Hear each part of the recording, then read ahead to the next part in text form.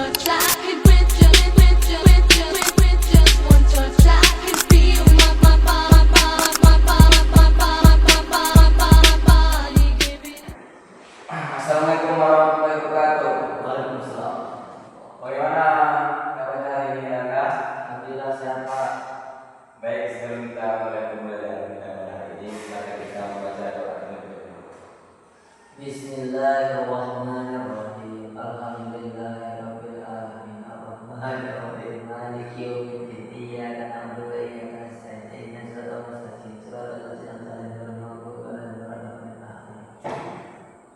Semoga pembelajaran kita pada hari ini bisa dipahami, karena kita sudah memulai diawali dengan membaca doa. Amin. Siapa yang tidak hadir pada hari ini adalah Afdal Pak. Terus siapa lagi ada? Itu aja Pak sebenarnya. Kenapa Akbar itu adalah Sakit Pak. sakit ya, Kak? Keduanya. Apa yang ada? Keduanya Pak. Kenapa dulu ya, Kak? Katanya biar aja rasa Pak. Oh, mungkin butuh diurut gitu. Baik, semoga Akbar itu diberi kesehatan untuk menghadiri minggu depan pada pembelajaran kita. Baik Pak. Amin. Baik, siapa yang masih apakah Anda masih ingat pembelajaran kita pada minggu kemarin? Masih ingat Pak? Apa itu? Kita makanan halal dan haram. Apa itu makanan halal? Halal itu apa? Hah? Halal itu apa? Makanannya diperbolehkan untuk dikonsumsi Pak. Nah, halal itu Haram itu adalah sesuatu makanan yang tidak boleh dikonsumsi dan dilarang oleh Allah Subhanahu wa taala. tadi. Nah, baik. Mungkin masih memahami dan mengingat dari kita sebelumnya.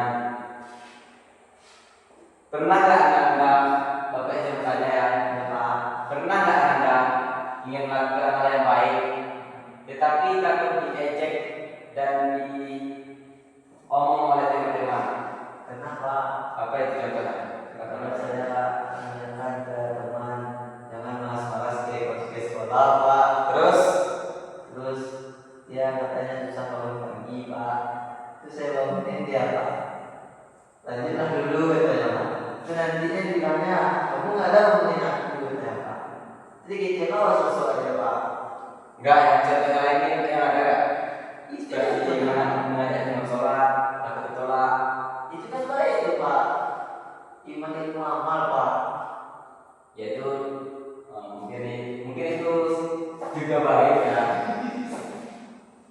Tapi kita pada materi ini kita takut ditolak dalam mengajak sholat. Karena kita takut diejek oleh teman karena salim, Iya Pak. bagaimana?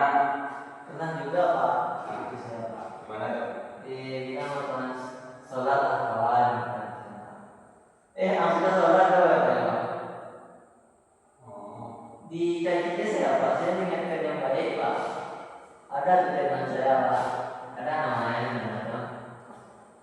Baik, mungkin masih bisa diperingati dengan takutnya dengan adanya dosa meninggalkan sholat itu. Nah, baik, materi pada kita hari ini yaitu dakwah Nabi Muhammad SAW secara sembunyi-sembunyi di Makkah.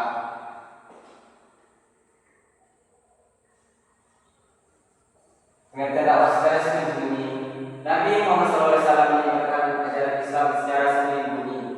Karena setelah diwahyi oleh Allah Taala, dakwah ini adalah cara Nabi menyampaikan ajaran Islam kepada orang terdekat secara yang dia menghadapi. Karena kondisi masyarakat Quraisy saat itu masih sangat menolak ajaran Islam. Makanya Nabi Muhammad itu berdakwahnya secara sembunyi. Durasi dakwah Nabi Muhammad tersebut yaitu kurang lebih selama 3 tahun. Pada masa ini Nabi belum berdakwah secara terbuka kepada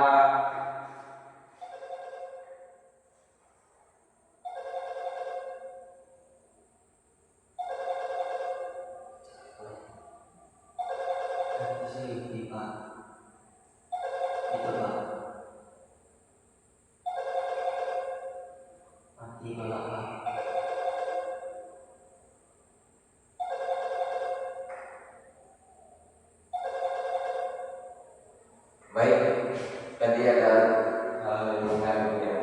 Ibu dari mana? Ya, tidak tahu dia kita sedang mengajarkan tentang mereka. Dakwah Nabi Muhammad itu berdakwah selama 3 tahun. Pada masa ini Nabi berdakwah secara terbuka pada seluruh masyarakat Makkah.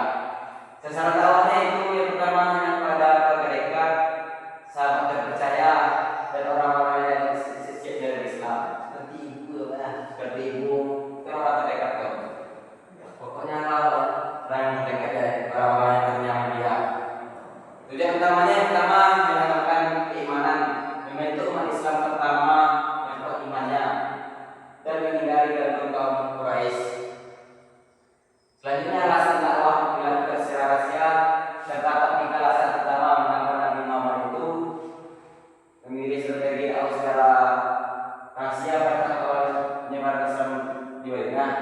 Yang pertama, fanatisme kaum Quraisy, yaitu kaum Quraisy sangat keras dan fanatik terhadap agama nenek moyang mereka sehingga sangat sulit menerima ajaran baru. Mereka itu menolak ajaran yang disampaikan Nabi Muhammad tersebut.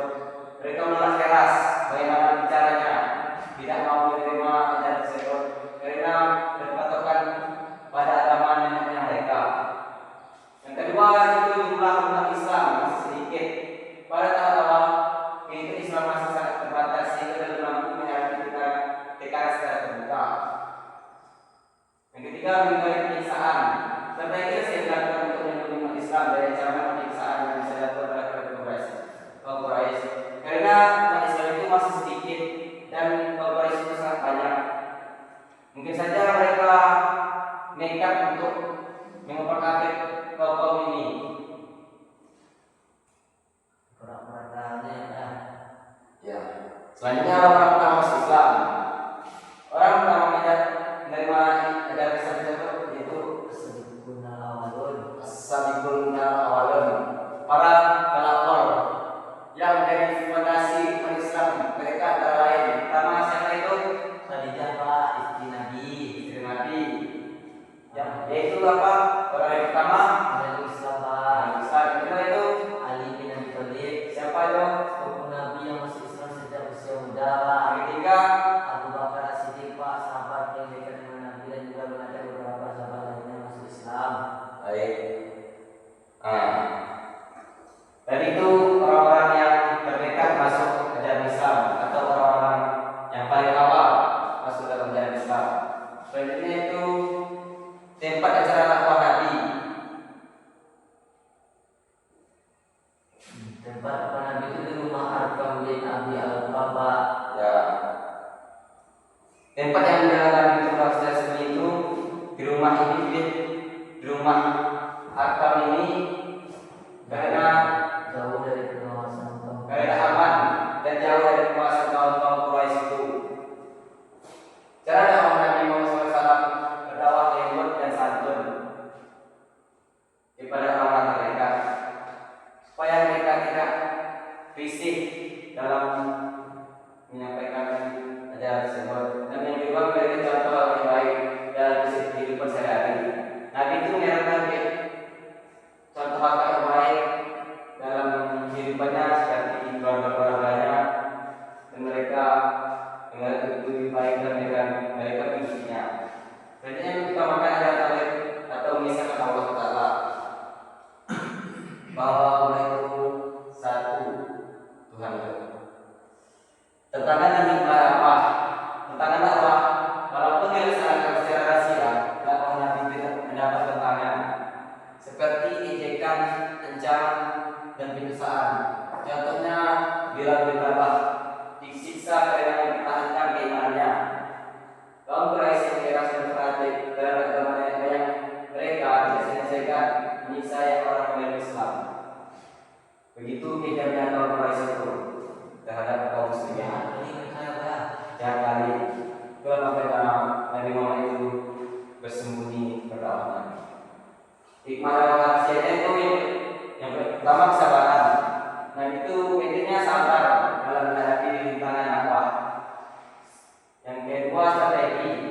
Pentingnya strategi yang baik dalam dakwah. Karena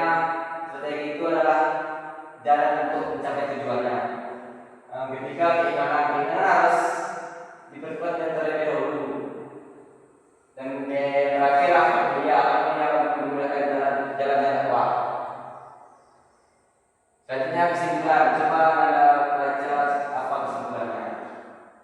Kesimpulan itu dapat dari paman ini secara sembunyi dilakukan selama 3 tahun di Mekah untuk membina keimanan umat Islam pertama. Walaupun menghadapi berbagai tantangan, Nabi tetap sabar, bijaksana dan menggunakan strategi yang baik dalam berdakwah.